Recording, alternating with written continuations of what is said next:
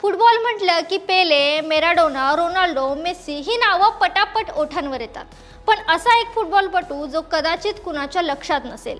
त्याच्या काळात एक असा खेळाडू होता, तो पुढे जाऊन राष्ट्रपती बनला. मैदानावर त्याने दाखवलेला करिश्मा फार कमी लोकांच्या लक्षात असेल, परंतु त्याने देशासाठी केलेल्या कामाची आजही दखल घेतली जाते. 1995 मध्ये जगातील सर्वात प्रतिष्ठित बॅलर डी ऑर हा पुरस्कार जिंकणारे जॉर्ज वेयर हे फुटबॉलच्या इतिहासातील एकमेव आफ्रिकन खेळाडू आहेत. त्याच वर्षी त्यांना FIFA world cup player of the year म्हणूनही गौरवण्यात आले होते. त्यांनी युरोपमध्ये AC Milan, Paris Saint Germain आणि चेल्सी यासारख्या जगातील सर्वोत्तम फुटबॉल क्लबकडून खेळताना अनेक महत्त्वाचे गोल केले आहेत आणि जगभरात नाव कमावले.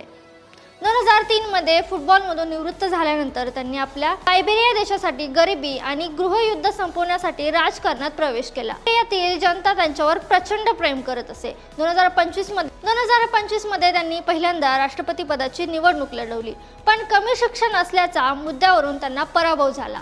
पण हार न मारता त्यांनी अमेरिकेत जाऊन आपले उच्च शिक्षण पूर्ण केले आणि पुन्हा मायदेशी परतले.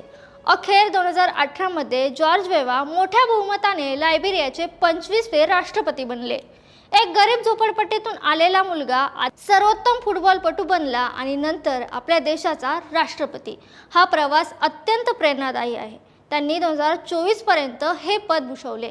राष्ट्रपती असतानाही त्यांचे फुटबॉलवरचे प्रेम कमी झाले नव्हते. 2018 मध्ये लायबेरियाने नायजेरिया विरुद्ध एक आंतरराष्ट्रीय मैत्रीपूर्ण सामना आयोजित केला होता. या सामन्यात 51 वर्षाचे राष्ट्रपती जॉर्ज वेवा स्वतः कॅप्टन म्हणून मैदानावर उतरले होते आणि त्यांनी 69 मिनिटे फुटबॉल खेळला होता. त्यांच्या स्मरणार्थ लायबेरियाने त्यांची 14 क्रमांकाची जर्सी कायमची निवृत्त केली. ही प्रेरणादायी स्टोरी तुम्हाला कशी वाटली कमेंट्समध्ये नक्की सांगा.